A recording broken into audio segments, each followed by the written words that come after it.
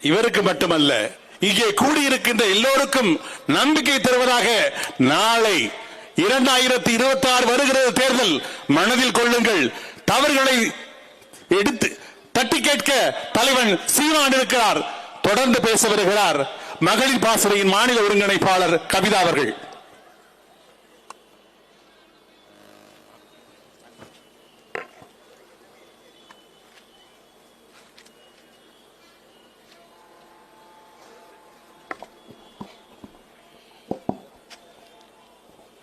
அண்ணன் உள்ளிட்ட அனைத்து தாய் தமிழ் சொந்தங்களுக்கும் இனிய மாலை வணக்கம்.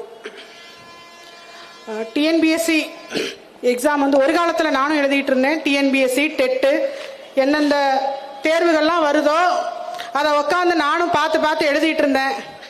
ஒரு நாள் எனக்கும் ஞானோதயம் வந்துச்சு. சத்தியமா நம்ம இதில் தேர்ச்சி பெற முடியாது. ஏன்னா நாம நினைக்கிறோம் இந்த சிஸ்டத்தை மூலமா நம்ம தேர்வாகி உள்ள போயிடலாம் அப்படின்னு நம்ம நம்பிக்கிட்டு இருந்தோம்னா நம்மள மாதிரி முட்டாள் யாரும் கிடையாதுன்னு தீர்மானம் பண்ணேன். அப்ப என்ன, கடவுள் இதையெல்லாம் கேள்வி கேட்க ஏதோ ஒண்ணு படைச்சிருப்பாரு, ஏதோ ஒரு விஷயம் நடக்கும்னு ஒரு நம்பிக்கை இருந்துச்சு.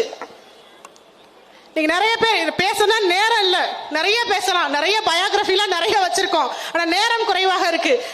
நான் சுருக்கமா சொல்லிக்கிறேன். தம்பி கீர்த்திவாசன் கூட சொன்னாப்ல, இந்த பிரச்சனை எல்லாம் தீர்க்கணும் அப்படின்னா மக்கள்கிட்ட ஒரு தெளிவான விஷன் இருக்கணும். இந்த முதலமைச்சர் கேண்டிடேட் 4 பேரை மேடையில உட்கார்ந்து விவாதிக்கணும்னு சாத்தியப்படுமா?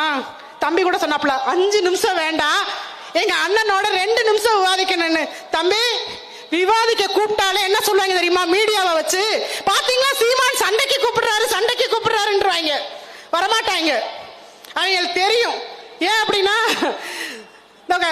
அடி வாங்கின கைப்பிள்ளைக்கே, சரி அடி கொடுத்த கைப்பிள்ளைக்கே சட்டை எப்படி கிழிச்சிருந்துச்சுன்னா அடி வாங்கினவன் நிலைமை எப்படி இருக்குன்னு இந்த டயலாக் யாருன்னா இவங்க தான் வச்சு மீடியா வச்சு ஒப்பேத்திக்கிட்டு இருக்கிற குறுப்பு. இந்த குறுப்பு இவங்கிட்ட போய் இன்னமும் நான் தேர்வு எழுதுற அந்த உறவுகள்கிட்ட சொல்லிக்கிறேன், நம்பிக்கையோட இருங்க. இந்த தேர்வாணையம் உங்களுக்கு நீதி தரும். நான் நம்பல, நீங்களும் நம்பாதீங்க. இங்க எதுவுமே மாறாது. நான் சொன்னேன்ல, எனக்கு ஒரு நம்பிக்கை இருந்துச்சு. இதை மாத்துறதுக்கு நான் கும்பிடுற கடவுள் ஏதோ ஒண்ணு பண்ணுவார்னு என் முன்னாடி உட்கார்ந்து இருக்கிறார். இங்க சிலபஸ மாத்தி ஒண்ணுமே பண்ண முடியாது. சிஸ்டத்தை மாத்தாம சிலபஸ மாத்தி என்ன பண்ண முடியும்? ஒவ்வொரு தேர்தல் வரும்போதும் இன்னைக்கெல்லாம் ஐயா எடப்பாடி பேசுறாரு, பச்சை துண்டு, பச்சை பஸ், திடீர் விவசாயி, திடீர் புரட்சி. எங்க ஐயா ஸ்டாலின் கூட்டமே இல்ல, வெறுஞ்சேர பார்த்து ஆஹா அந்த வகையில எல்லா கூட்டத்தையும் பார்த்து முப்பெரும் விழா. தனக்குத்தானே பாராட்டு விழா செஞ்சுக்கிறாங்க. இதுக்கு ஒரு கூட்டம், இதுக்கு பல கோடி ரூபாய் செலவு பண்றான். டிஎன்பிஎஸ்சிக்கு அப்ளிகேஷன் போடுறோம்ல, 13 லட்சம் அப்ளிகேஷன். கணக்கு போடு, 100 ரூபான்னு வச்சா கூட எத்தனை லட்சம், எத்தனை பேருக்கு வேலை கொடுக்குறாங்க? இந்த பணம் எல்லாம் எங்க போகுது? டெட்டு உண்மையில இருக்கிறதுல ரொம்ப மோசம். ஏன் தெரியுமா? இந்த சமூகத்தை சீர்திருத்தக்கூடிய மிக முக்கியமான பங்கு ஆசிரியர்களுக்கு இருக்கிறது. ஆசிரியர்கள் இந்த சமூகம் மதிக்குதா? நான் அடிப்படையில் ஒரு அறிவியல் ஆசிரியர், கனவுகளோட தான் படிச்சேன், கையில குழந்தைய வச்சுக்கிட்டு படிச்சேன். 80% வெளியில வந்த உடனே நான் யூஜி டிகிரிக்கும் பிஎட் படிக்கிறதுக்கும் எனக்கு கால இடைவெளி 7 வருஷம் கழிச்சு தான் படிச்சேன். திருமணத்துக்கு அப்புறம் படிச்சேன். எதையோ ஒண்ணு சாதிச்சிடலான்னு படிச்சேன். வெளியில வந்த உடனே பரிச்சைன்னா சரி எழுதணும்ல, அங்க சிலபஸ் கேட்பான். கல்வி உளவியல் நான் ஒரு புத்தகத்துல படிச்சிருப்பேன். அங்க கேள்விக்கும் என்கிட்ட இருக்க சிலபஸ்க்கும் சம்மந்தமே இருக்காது. அதேதான் டிஎன்பிஎஸ்சி. ஒரு அகாடமியில போய் பணத்தை கட்டி சரி நம்மளால போய் இந்த வயசு பிள்ளைலாம் படிக்கிற மாதிரி, எனக்கு 2 பெண் குழந்தைகள் இருக்கு, நான் போய் இனிமேல் லைப்ரரியில உட்காந்து புத்தகங்களை தேர்வு செஞ்சு என்னால படிக்க முடியாது. ஏதாவது ஒரு அகாடமியில பணத்தை கட்டுவானா, அவன்கிட்ட இருந்து வாங்கின அந்த புக்கெல்லாம் பார்த்தா அவ்வளவு தப்பா இருக்கு. ஏன்னு கேட்டா, நீங்க லைப்ரரியில ரெஃபர் பண்ணி, லைப்ரரியில ரெஃபர் பண்ணா நான் ஏன் ஓட்ட பணம் கட்டி வாங்கணும்? எப்படி எல்லாம் ஏமாறப்படுறோம்னு பாத்துக்கங்க. எதுக்கு? ஆனா நம்மளை தேர்ந்தெடுப்பாங்க நீங்க நினைக்கிறீங்கன்னா நம்ம பைத்தியக்காரத்தனம். இவங்களுக்கு எப்படிப்பட்ட அதிகாரிகள் தேவை தெரியுமா? 10ஆம் கிளாஸ் படிச்சவனுக்கு அவங்களுடைய லெவலுக்கு தான் சிலபஸ் இருக்கணும். அப்படியா இருக்கு? நம்மளை கழிச்சு கட்டணும் முடிவு பண்ணியே அவன் தேர்ந்தெடுக்கிறாங்க. கேள்விகள் பதில்கள் புரியக்கூடாது, எல்லாமே பண்றது காரணம் என்னன்னா, நீங்க உண்மையிலேயே படிச்சு தேர்ச்சி பெற்று அந்த வேலையில வந்து உட்காந்துட்டீங்கன்னா, எப்படி நேர்மையா பணம் கொடுக்காம நீங்க தேர்ச்சி பெற்று வந்தா நாளைக்கு மண்ணல்ல விடுவீங்களா? உங்க வருமானம் போதுன்னா நீங்க தானே நாளைக்கு விஏஓ, மண்ணல்ல விட்டுருவீங்களா?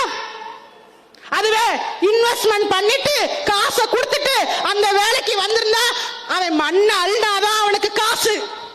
இப்ப புரியுதா இந்த சிஸ்டத்தோட வேர் எங்க இருக்குன்னு? இது விஏஓக்கு மட்டும் இல்ல, எல்லா துறைகளிலும் இருக்கக்கூடிய அதிகாரிகளை தேர்ந்தெடுக்கணும்னா காசு கொடுத்துட்டு தான் அவன் உள்ள வரணும். ஒரு வகையில இவன் சம்பாரிச்சுக்கலாம் இவனை வச்சு. அதே நேரம் இவனுக்கு தேவை இந்த கரப்ஷன் சிஸ்டத்துக்கு தேவை கரப்டான ஒரு ஆள் தான் தேவை. நீ போய் நாளைக்கு குரூப் 2 பாஸ் பண்ணிட்டு பத்திரத்தால் பதிகிற இடத்துல போய் உட்கார்ந்துட்டு, சார் நீங்க முறைகேடான பத்திரத்தை தூக்கிட்டு வந்திருக்கீங்க, இதை நாங்க எப்படி பதிகிறதுன்னு கேள்வி கேட்டா இவன் பருப்பாங்க வேகமா? வேகாது. அப்புறம் நீ பரிசை எழுதிட்டு ஊதியம் மட்டும் போதுன்னு வாழ்ற நேர்மையான ஆளா இருந்தா அவன் பொழைக்க முடியாது. இதுக்கு பின்னாடி இருக்க வேற இதுதான். அப்ப பிரச்சனையின் வேரோட புடுங்கணும். இலைய கிளைய வெட்டி பிரயோஜனம் இல்ல, வேரோட புடுங்கணும். அப்படின்னா என்ன பண்ணணும்? தீர்வு உங்க கையில தான் இருக்கு. இன்னைக்கு போராடலாம். 13 லட்சம் பேர் பரிசை எழுதிருக்கீங்கல்ல, 25 லட்சம் பேர் வரைக்கும் எழுதிருக்கோம். எல்லா தேர்வையும் சேர்த்தா 25 குடும்பத்துடைய வாக்குகள் இருக்கு. தூக்கி எறிங்க இவங்கள வேரோட. அதுதான் தீர்வு, ஒரே தீர்வு அதுதான். கேள்வித்தாள்களை பாதுகாப்பு இல்லாம கொண்டு வராங்க.